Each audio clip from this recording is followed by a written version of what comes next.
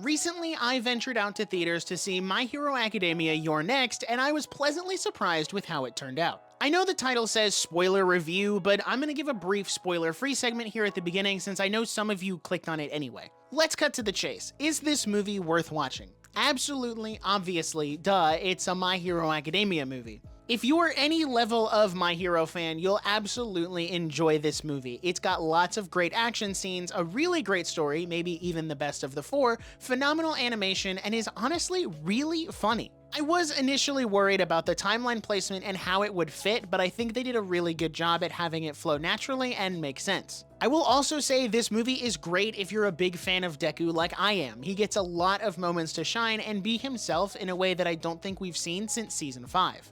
Overall, My Hero Academia You're Next is an incredibly solid movie that I think may be the best out of the four, but I'm trying not to have too much recency bias. Alright, now on to the spoiler section. You've been warned. Also, brief sidebar, the B-roll in this video is going to get very repetitive because it's a movie and I don't have much to work with, but I'll try to do my best. Like I said before, this is a really good Deku movie. He got to be funny and goofy like in earlier seasons while still maintaining the maturity that he's gotten over the course of the series. Deku being the focus makes sense given that the main villain is just an All Might wannabe posing as the successor when the actual successor is standing right there. I will never not love Deku consistently calling Dark Might a fraud and getting under his skin, only to absolutely body him later with a rapid-fire point-blank state smashes. Alabama, Tennessee, Oklahoma, Arkansas, Minnesota. Speaking of, this movie was able to showcase a lot more of Deku just using his multiple quirks. Sure, we see it a lot in the series proper, but it was really neat to see him go after jailbreakers and just make the most out of One for All. I am glad they didn't end up sneaking Gear Shift in here. I was a little worried they were going to during that final fight, but I'm glad they didn't because it wouldn't have made sense timeline-wise. Looping back for just a second though, that opening scene with Deku going after the jailbreakers was just really cool, and it felt like exactly what we hoped Bones would extend in Season 6, but then they just put it in the movie, and that's super cool. Continuing with the Deku praise, his dynamic with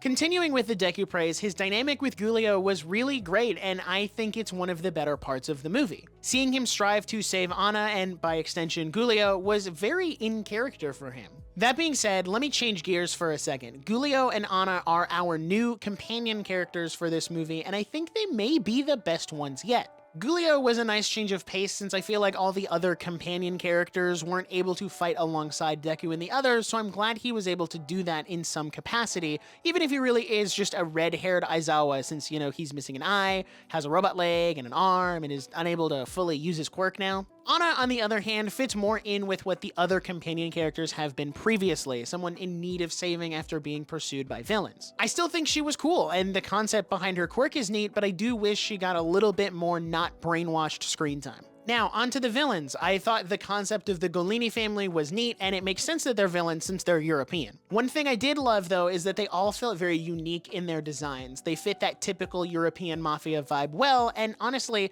Horikoshi doesn't miss when it comes to character design. I will say that Deborah, the brainwashed lady's quirk, reminded me a lot of the Mugen Train arc from Demon Slayer, where it puts everyone in their dream scenario and they have to break out, which the One for All users wasted no time doing with Deku. Aside from the side pieces, who gave a lot of good fights for the supporting cast, Dark Might easily steals the spotlight from them all, both figuratively and literally. It was a really creative decision to have his backstory be about misinterpreting All Might's words and then taking them to heart, something that I think we all brushed over until now. His quirk was also very interesting since it was able to make that whole giant ship thing and essentially give him multiple quirks. His fight at the end with Deku, Bakugo, and Todoroki was insanely cool, so let's talk about that for a minute. What made the final fight so cool was definitely the animation, which was just off the charts the whole time as to be expected from these movies. It also gave sufficient time to let each of the trio have their moment to shine, something I don't feel like Two Heroes or even World Heroes Mission did very well. And of course, Deku got the main focus, given that he's the main character, which was another opportunity for him to fully utilize One for All. I do have one gripe with the final fight though, and that is that I think they should have saved Yusei Run until the very end, not the faux end. Yusei Run is a climactic soundtrack, so to have it not play over the actual finale was odd.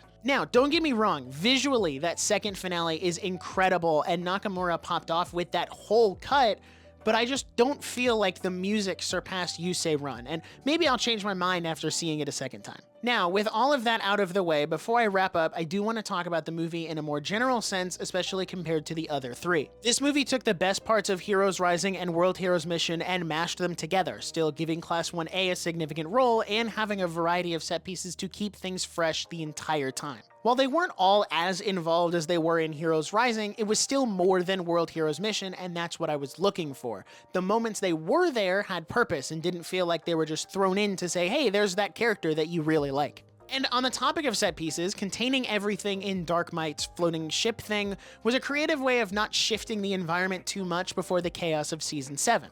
This could also be said about the characters. Usually in these movies, Deku will end up with a shattered suit and busted up arms, but this time around the damage was pretty minimal, which makes sense. You couldn't justify completely destroying Deku's suit mere days before he fights Shigaraki in a perfect condition suit, so he gets to walk away with a couple scratches and that's it. I enjoyed the various environments Deku and the gang went to, and it helped keep things moving, which was another thing this movie did well. The pacing was quick, but it never felt rushed. We start off with action and then never really stop moving until the end.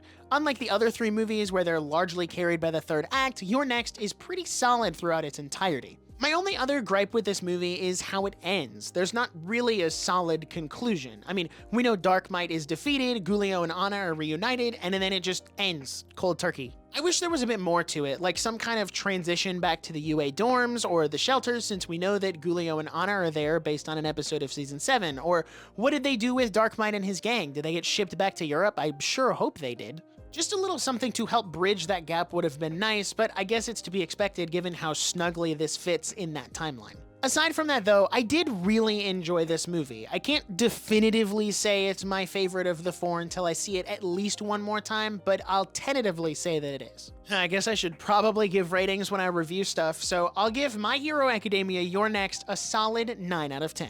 That wraps up my review, but be sure to head down to the comments and let me know your thoughts. Was it the best of the four or just an absolutely terrible dumpster fire? I look forward to reading them all. I do hope you enjoyed this video, and before I go, I want to give a special shout out to John Bass, Trevor, Maximum Effort Max, Sean Tige, Spectral TV, Amor12321, Zeke Shine, TC Indiana, Wiki Silence, and everyone else who's become a member and helped support me this month, since it all goes back into making videos like this. Be sure to subscribe and check out one of the two videos on screen, one being why I think you'll never be a real anime fan, and the other being what the YouTube algorithm thinks you'll like.